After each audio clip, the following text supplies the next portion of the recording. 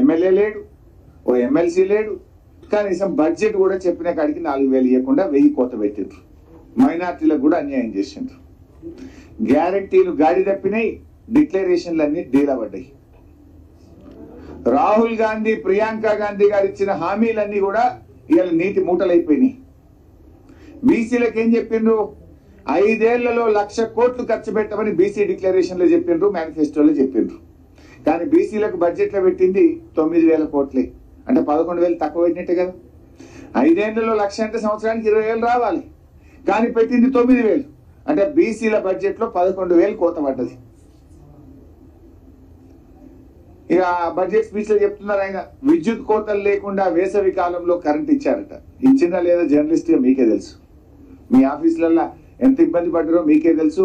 నా press meet చూస్తున్న ప్రజలందరూ కూడా అనుకుంటారు కదా, బట్టి గారి మాటలు విన్నారు, నా మాటలు వింటున్నారు. 24 గంటలు వచ్చిందా లేదా, ఇన్వర్టర్లు, కన్వర్టర్లు, జనరేటర్లు మళ్ళీ ఇండ్ల పైన వచ్చినాయా లేవా?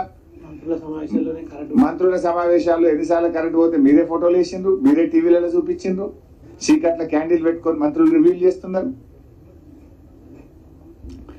మేము ప్రాజెక్టులను, పెండింగ్ ప్రాజెక్టులను రన్నింగ్ ప్రాజెక్టులు చేసి ఇవాళ రాష్ట్రంలో లక్షల ఎకరాలు కొత్త ఆయకట్టు తెచ్చాం. అఫ్కోర్స్ ఇరిగేషన్ పద్ధతిలో గట్టిగా మాట్లాడతాం.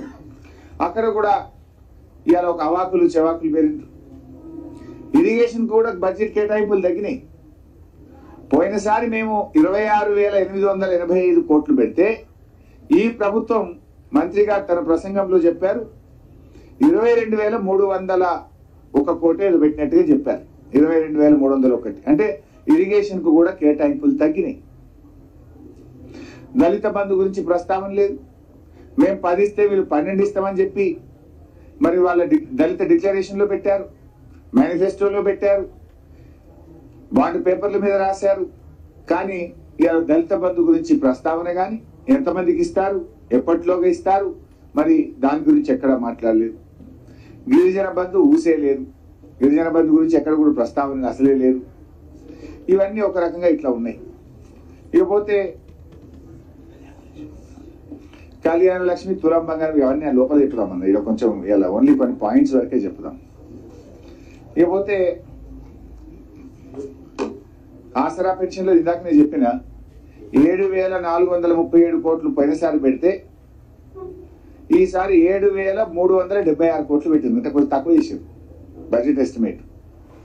7,437 లాస్ట్ టైం ఉంటే ఈసారి 7,376, అంటే పోయినసారి కంటే తగ్గింది. అంటే ఇప్పుడు ఈ ఏడాది కొత్త పింఛన్ ఇయ్యరు, భర్త చనిపోయినా పింఛన్ ఇయ్యరు, ఇంటికి 2 ఇయ్యరు, 4,000 ఇయ్యరు, అన్ని ఉత్తాయి అన్నట్టు కదా.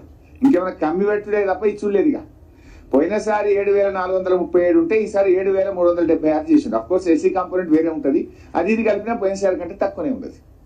అంటే కొత్త పెన్షన్లకు మంగళం పాడిండ్రు, 4,000 ఇస్తామని చెప్పి మోసం చేసిండ్రు.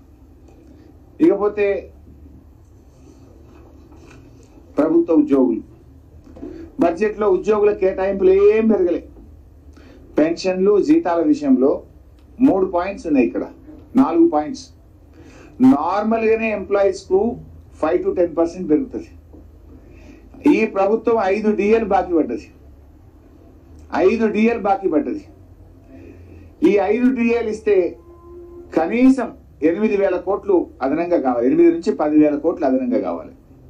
దానికి ప్రొవిజన్ లేదు. పిఆర్సీ పెండింగ్ ఉంది కదా, ఆల్రెడీ మొన్ననే చేసేది ఉండే, ఎక్స్టెండ్ చేసిండు. మీరు అక్టోబర్కి ఎక్స్టెండ్ చేసిండ్రు. అక్టోబర్లో పిఆర్సీ నివేదిక వస్తే ఎంత లేదన్నో 25-30% పెంచాలి కదా.